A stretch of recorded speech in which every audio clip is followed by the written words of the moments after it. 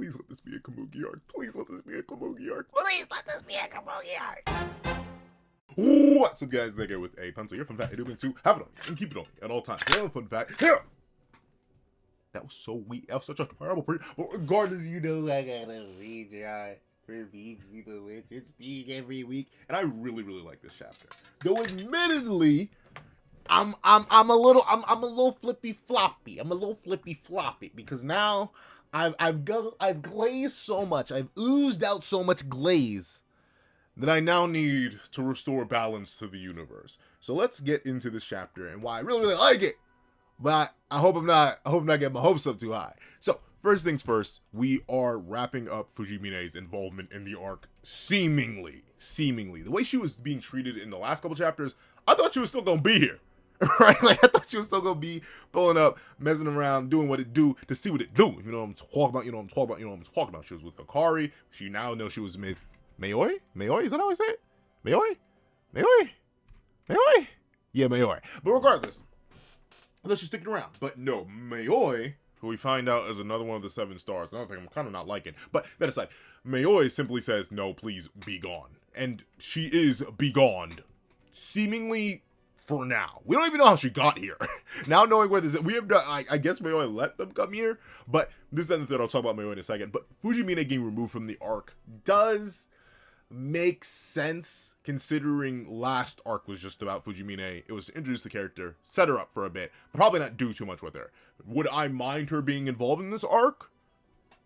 Only a little now, realizing how thick this arc gonna be character-wise, right? Because the chapter essentially ends with us letting know that the main Ichi crew is gonna be there, obviously, all of Team Descaros, and we're gonna have Amadoro, and we're gonna have Hikari, and we're gonna have Mayoi, and we're going to have Tsukimaru. So like we got a pretty roster already, and in my opinion, some Nishi Sensei works best when the roster is a bit more concentrated. And you may be like, but don't you love every single character and Welcome to Demon School Irumakun? Yes!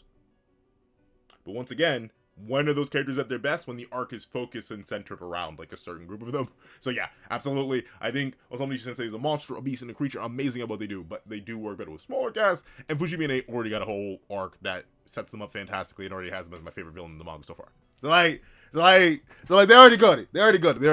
But that aside, Fujimine being removed is also intriguing for what she says as she gets banished back by Mayoi. It's the idea that, A, don't let a single other magic acquire, or don't let a single other mage witch acquire Hikari. He's all mine. That's a solemn promise. That does seem to heavily imply that Hikari will actually get captured, right? Like, I'm not one to look up Chekhov's guns on the wall, but like, that seems oddly specific. Does that mean that Fujimine may drop back in later and sneak capture Hikari? Maybe? Once again, I fully can't tell how this character operates. They may legit just sneak it out at the last second, get that, and keep it pushing. That'd be a crazy twist. But outside of that, it just seems to be setting up the idea that Hikari will get captured. And so far, every single one of the 7 stars we've met has been captured. But that does leave an interesting question about Mayoi, which we'll get to in a second, and that second is now. So, Mayoi is the other major magic of this arc.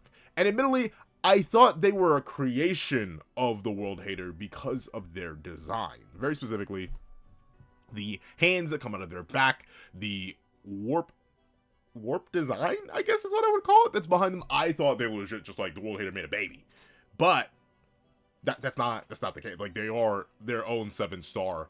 And I don't like this. Now you may be like, Pencil Man, what's not the like? We're getting more and more of the 7 star. That's the issue we've already captured too. And don't get me wrong, the previous chapters have already set the idea that Hitsugi, he may be captured, but like, he's not Kizashi.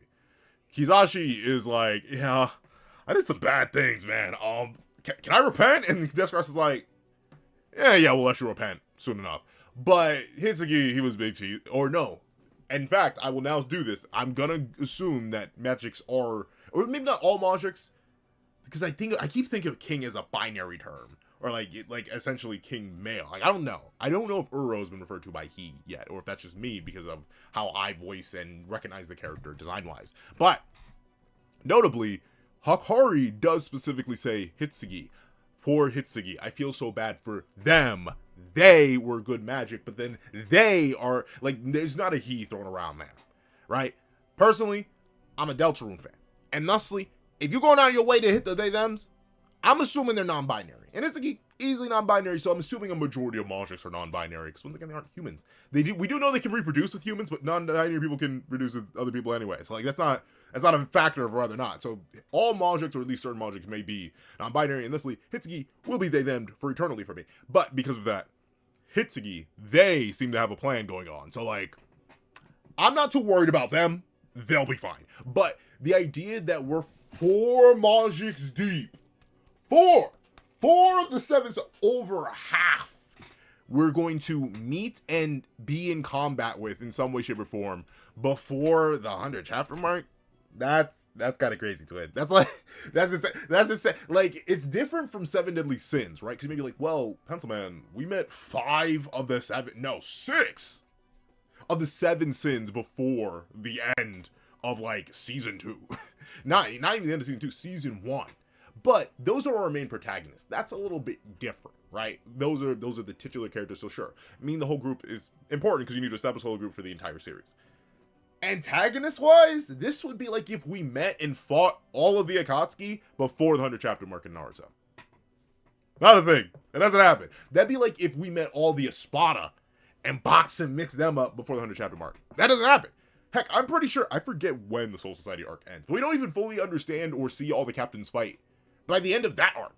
And half of them end up being protagonists, and the other, or more than half end up being protagonists, and the other chunk are antagonists. So, like, I'm, once again, like, it keeps going back and forth in my mind, because I know Osamu Sensei, Onirume-kun, is in it for the long haul, right? That's their other manga. It's 400 plus chapters deep, and doesn't look like it's anywhere near done.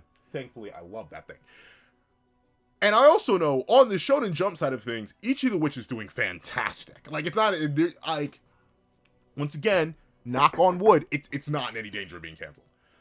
But, I don't, like, it feels like we are rushing with gas. Why are we already meeting 4? And once again, I'm at bare winnie, assuming that Hakuri's ending up captured by the end of the arc. Hopefully, by my daughter, by my baby. But, that aside, I'm a little bit worried about the pace. We move really, really fast. Mayoi did not have to be another one of the 7 stars. They could have been a creation of the world hater that exists to assist the 7 stars. I don't like that. Oh, another character who I'm expecting a little bit more out of is Tsukumaru. They give me heavy Pooh vibes. Like this little fella right here, they give me fat Pooh vibes. If you don't remember, Pooh from the Chronostasis arc, this and the third, like, I called that they were going to be something devious, dangerous, and diabolical. Bada bing, bada boom, there's something devious, dangerous, and diabolical. Same thing for Tsukumaru here. I wouldn't be shocked if they're secretly the strongest thing here or whatever. This and the third, they're going to cause the most problems. There's that. But, all that aside, how do I feel about Hakari as a character now that we have a little bit more of him? I'm down with him being a bit of a hypocrite. Not even a bit of a hypocrite, he is just a hypocrite, right? Like, the idea of, like, oh, how dare the humans capture our people and use them as magical powered slaves. Oh, BC dubs, humans are slaves now. And you'd be like, well, that's in retaliation. Obviously, Hakari, like many other the world hater Monjiks, or the human hater Monjiks, is a Monjik supremacist. So, thusly, he loves and reveres fellow He is literally bullying Tsukumaru. Like flat out, like that dude. Like, I want hot tea. Oh, that's hot. Spits on them. I want tepid tea. Oh, that's too tepid. Spits on. Like, that's not. And I get it, right? It's the idea of, well, we can't have the antagonist make too much sense, but, like, come on now, man. Like, Kizashi was just goated. Hitsuki was just goated. Like, Hakari being a little bit of a hypocrite, I feel like you could have done without that. Hakari could just be a Monjic supremacist. And, like, an actual real one, right? Because, to be fair, I still don't fully buy Hitsuki was a Monjic supremacist. He gave Kizashi backshots they gave Kizashi backshots the second they seemed to fold even slightly towards humanity. Hitsuki wasn't a real Monjic supremacist. They were, like, a strong Monjic who hates humans supremacists. That's what they were. For Bakugambi, he didn't care. He was a world hater supremacist. Like, we haven't even like and to be fair, that is a consistent theme. And now that I'm thinking of it right now as I speak, it may be like intentional that all the Monjic supremacists we met are actually not Monjic supremacists. They just glaze either one particular Monjic themselves or like a certain concept of Monjics fitting in their specific worldview. But I just want a genuine Monjic supremacist. Please, I'd like that. But that aside, I'm burning through time way too much. Kabuki. I need you to do something. It's been so long. And like, hey. You don't need to become the strongest, craziest, coolest thing ever. But especially with this idea, right? Like the page turn goes crazy. You can't even tell me the page turn will go crazy. This is a real life Monjic circle. Oh no. I will never, ever, ever let any witch acquire me. Page turn to Komugi, who's the only cat. Well, other than Gokuraku isn't a witch. But, like, the only person going on this mission with the ability to capture a magic that isn't a witch, but is a witch cadet. Ichi is a witch. Amaduro is a witch. Deskras is a witch. And Deskras already has 2 of the 7 stars. Please stop giving. Like, hey, you haven't even showed us all she has. She has multiple top tiers just sleeping in her belly button. You don't need to give her more. Please, and that's crazy. I know I'm a Deskras glazer, and for me to be like, don't give Deskras more, that sounds crazy coming from me. But you don't have to do that. You don't have to do that. Please give Komugi something. Please give Komugi something. Especially with, we don't know what Hikari's abilities are, but the whole shape thing he did, that could be interesting. Turn Komugi into like a Orihime type character where she has specific interactions with certain attacks and she can act as a support and do some like weird phenomena stuff, mixing and melding. And obviously she's part of the science group, even if she didn't want to be like that. You could have that have magical applications. Give her something. If we're gonna deal with 2 of the 7 stars again, give her something. For Mayoi, maybe they don't get captured. I kind of hope they don't. I want more of the 7 stars to actually be able to do things. And also, I think it could be interesting. We just don't know enough about Mayoi just yet. Right? We know their design, we know that they love Hikari, we know like that, and that could be interesting. In fact, if anything, I want Hikari to get captured, Sukamaru to be some sleeper threat, not get captured, and Mayoi to not get captured, but witness Hikari getting captured and be like, oh, sweet Mother Mercy, and lock in and do something, and then like go on and become a long-term magic antagonist. Because Hitsuki technically still is that for us, but they're also in Deskras' belly button right now. Like, they can't do much until they execute whatever plan they have. But Komugi specifically looking at Amaduro and coming to this realization that she feels that same way, that same inadequacy, that same weakness, and she wants to be able to do something. She wants to be able to help Amaduro with what she is also currently struggling with. Swallow the shame of my uselessness again. Like, it's not even me, right? Like, the character in universe knows, man, I'm kind of a bum. I kind of need to lock into it. So let her lock in. Let her lock in and get a Kari. Please. And even if she doesn't get a card, right? Because a big thing, and this is just little discourse I've seen around the community, people are like, Komugi should never get a magic because then she'll just become another like lesser Ichi, another lesser Deskras. One, I don't think that's true. You can have the same characters with similar abilities do different niches. That's what Deskras and Ichi are right now. But at the same time, I do like the idea that she would get a little bit more agency by having a magic. She doesn't have to become a witch or getting a magic. She doesn't have to become a witch. Let her capture some. Let her do some. Or even if you aren't going to give her a magic, let her do something. Please. Rather than just standing around recording stuff, please, let her do something. Let her do something. I know. Pencil Man, not every single character needs to do something in a narrative. If they're one of the main ones, yeah, they do. If one of the main ones, yeah, they do. We still found uses for Gokuraku every single arc. Gokuraku has not missed since he's been introduced. Ichi has not missed. He missed, but it was for good character writing stuff. Since he's been introduced, Deskras hasn't missed since she's been introduced. Komugi hasn't necessarily missed, but she also hasn't taken many swings. And whenever she has gone to take a swing, it's missed. So, like, please let Komugi do something. And I do like how she empathizes with Amaduro, and I like how Ichi is the one to be like, so you want to help out, Twinsky? We can go help Amaduro. And then they all go decide to help Amaduro. And of course, it is very, very sweet. You know, like I said, I'm an apple slice shipper myself. I'm not Ichiraku fans. No ramen. Like do y'all, but yeah, I'm a little basic sometimes. I love me some apple slice. And because of that, I'm very happy that Ichi's the one who pushes it. And Deskras, she gives a little bit of pushback at first, but like, yeah, you do they were leaning with, they were rocking with it.